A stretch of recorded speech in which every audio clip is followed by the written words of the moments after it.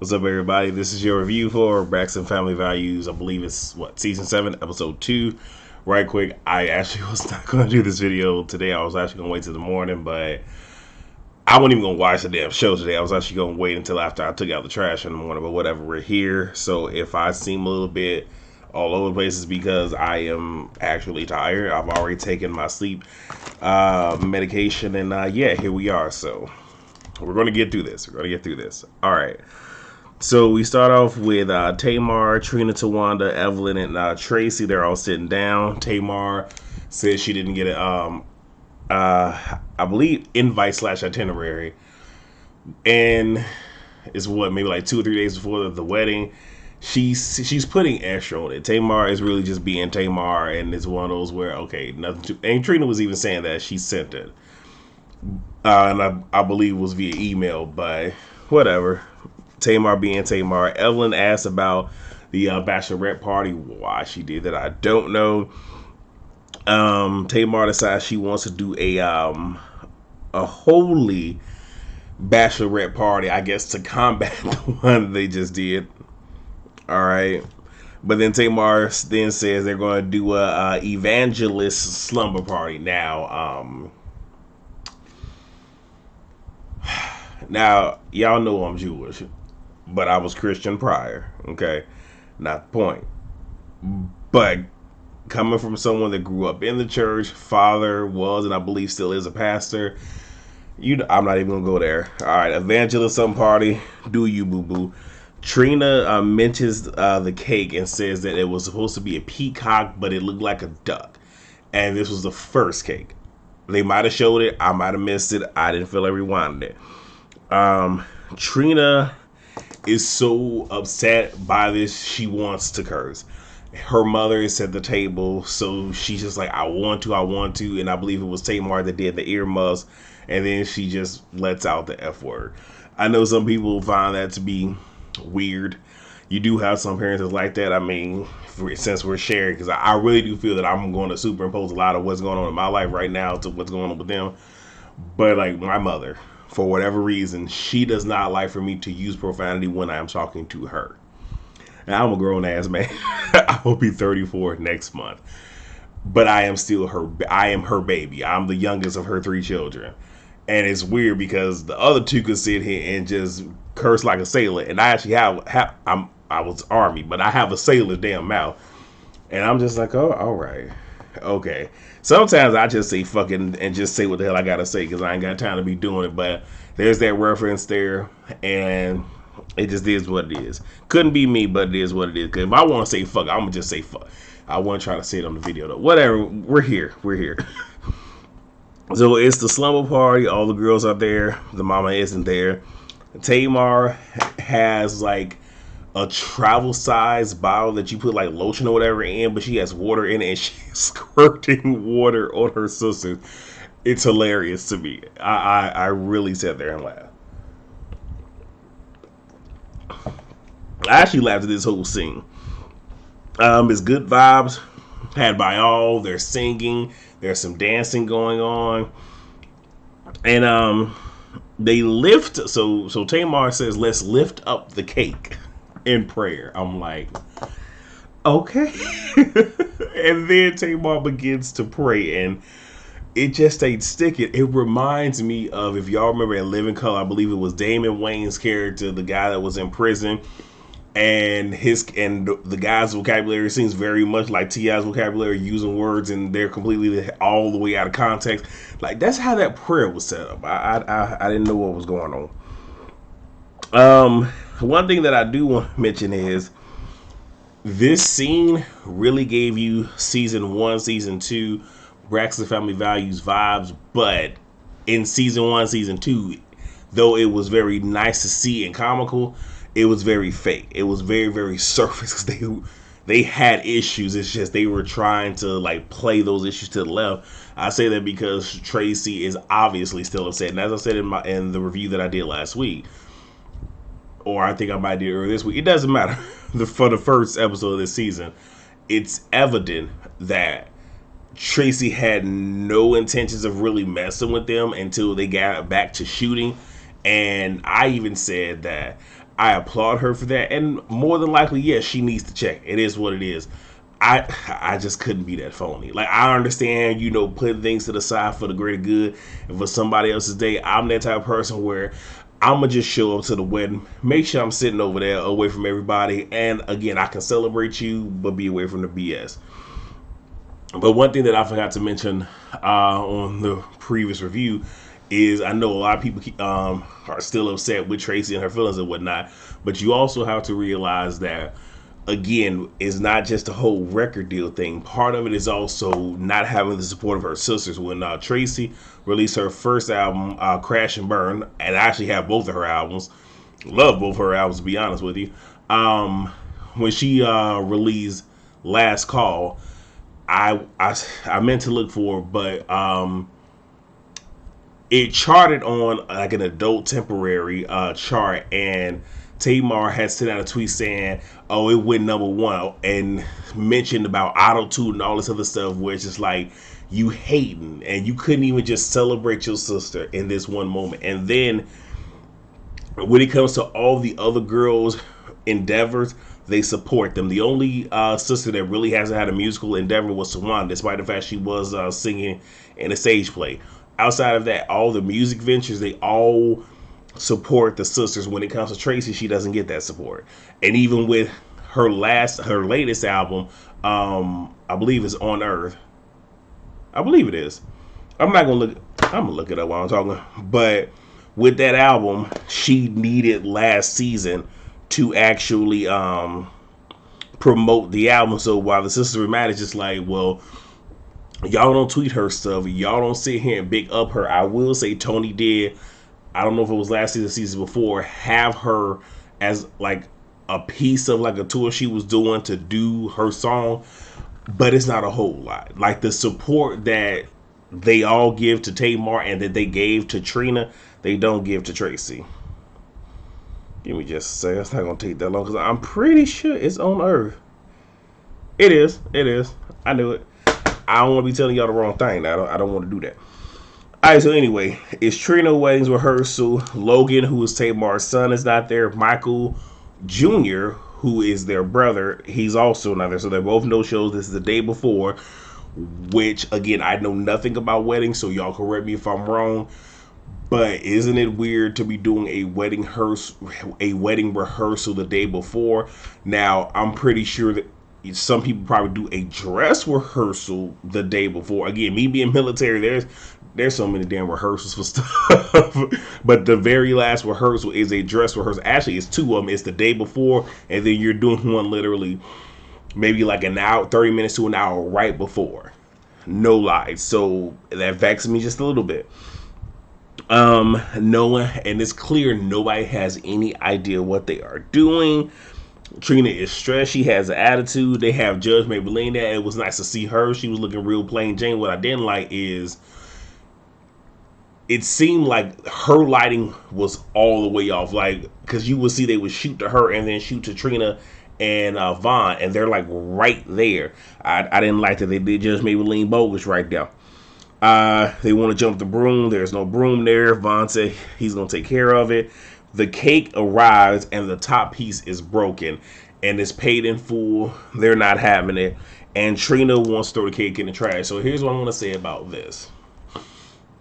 One, if I didn't pay for that mug in full, I ain't throwing it away. Okay, we may not necessarily have it for the event, but I ain't throwing that away. If it's still edible, I'm eating the motherfucker. I ain't throwing it away. But it also makes me wonder, who did they have do it? Because I'm going to be all the way 100 with you. If that was me. First and foremost, some things I don't really sweat the big stuff on. I mean, and it also makes me wonder, I want to know who they got to do the cake. I wonder how much they paid for the cake. And they probably should have said, hey, we're doing this for TV. Put your best foot forward. But regardless, I would have blasted them. I would have said who it was, where they at. Oh, you ain't finna have me looking crazy. But yeah, whatever. But again, it seemed like a lot of this was not put together. And I know I've seen a lot of people on Twitter talking about why they didn't have a wedding planner. You don't necessarily need a wedding planner. But like I don't know why they just didn't have Tawana do it, but okay. So Trina and Tony get together. It's a dress viewing. Again, I would assume this is still the day before.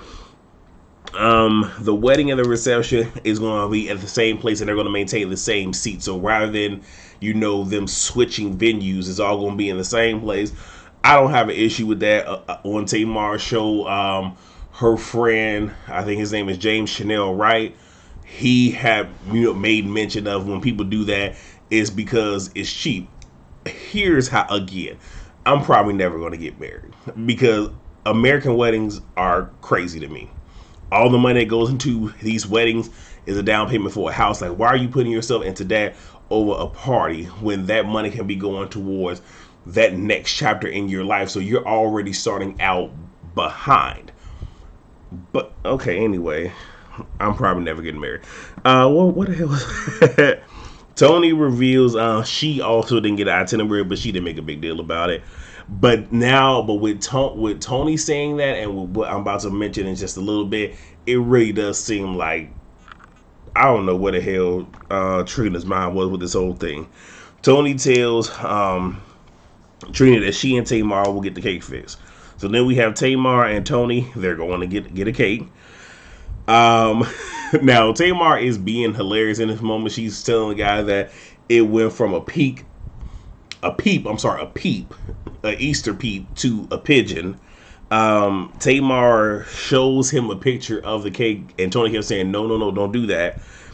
And again, Tony has her standards and whatnot. But one thing that Tamar said that I didn't like is she called the cake ghetto, and Tony tells her, like, don't say that shit. And you can see that Tony visibly didn't like that. I didn't like it either for a couple of reasons. One, though there may be table talk, it should truly be that. It's certain things that, though it really isn't acceptable, it should remain table talk or remain within the ethnicity, not necessarily said in front of other people, because you're in essence giving them without giving them permission to start saying some of that stuff back. One, two, for Tamar to call it ghetto, and with the connotation that she's given behind it, her attitude and how she conducts herself would also be deemed ghetto. And then three, it's evident that she doesn't know where the term ghetto actually came from. And also, if y'all do not know where the term ghetto came from, I would implore you to look it up.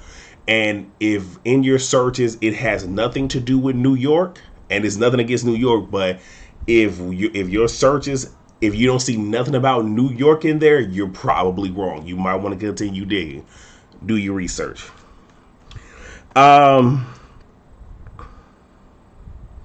So Tony says so the guy goes to get his book. Tony says to Tamar, okay, things are going great, and tomorrow's going to go great. Tamar's like, I can't believe you said that, because, the fact that you said it, that just means you jinxes things are going to be bad. Though some people do feel that way, I do believe in speaking life. I'm one of those where I pray for sunshine, but I expect the rain, but I try not to speak the negative. I try to brace myself in the negative. I just try not to speak the negative. The guy comes back, shows them pictures. The pictures are all gorgeous.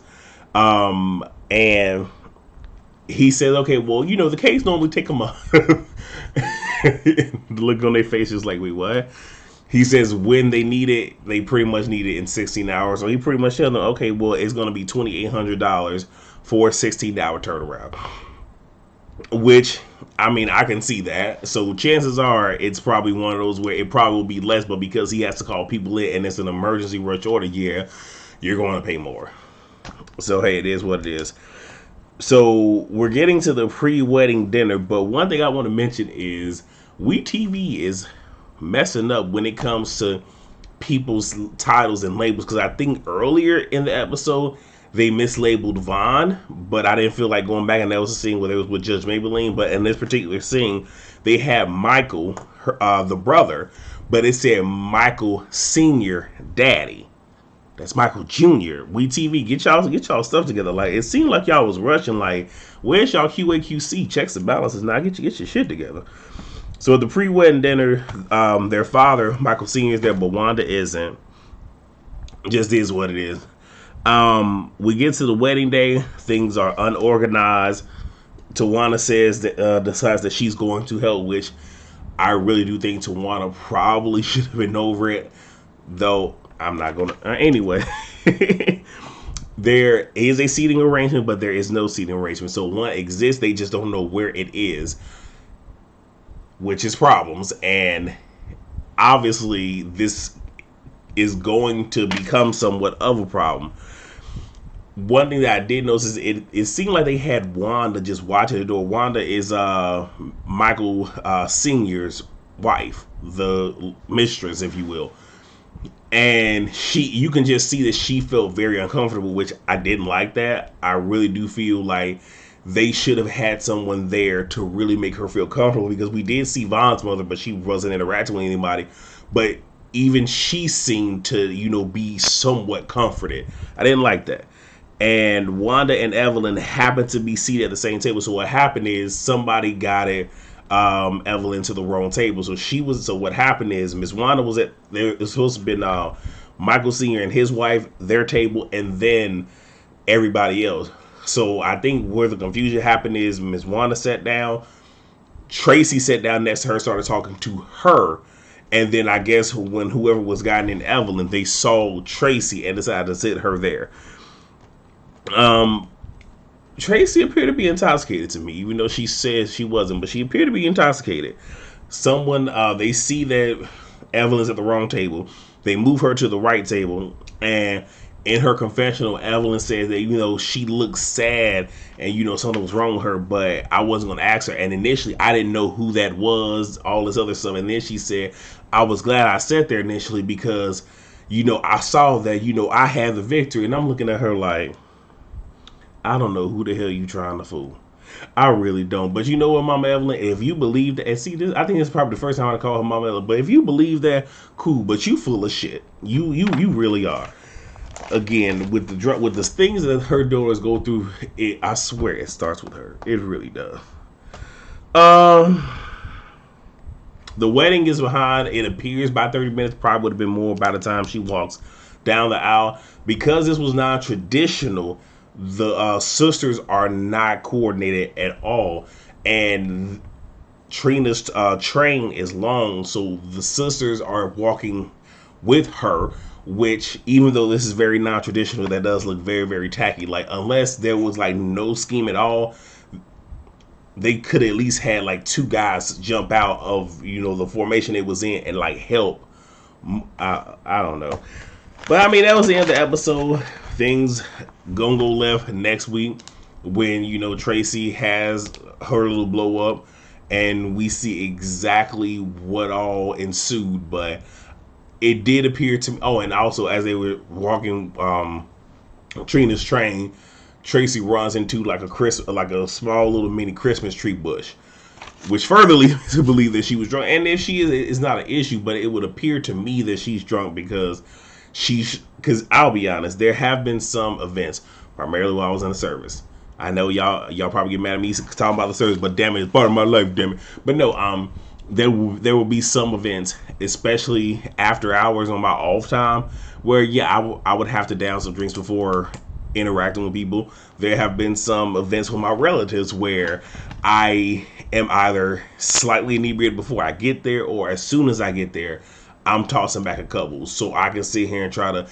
I don't want to get drunk because drunk me ain't the me they need to see. So drunk me and sober me ain't it. I need to be in the middle. So sometimes you got to be just a little bit inebriated to kind of like deal with people. But they say a drunk mouth speaks a sober mind. So I don't know, but we gonna see. So that's my review. Hopefully I didn't ramble too long. If I did, my bad.